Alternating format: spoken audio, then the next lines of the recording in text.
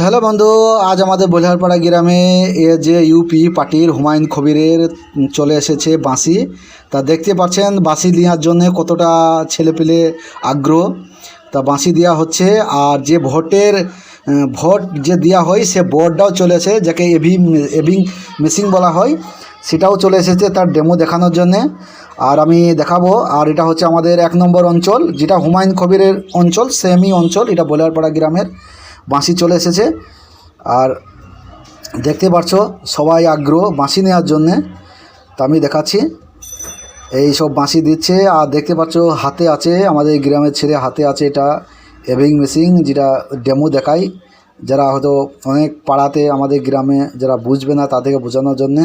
দেখতে পাচ্ছেন হুমায়ুন কবিরের চিহ্ন আর নাম সব কিছু দেওয়া আছে।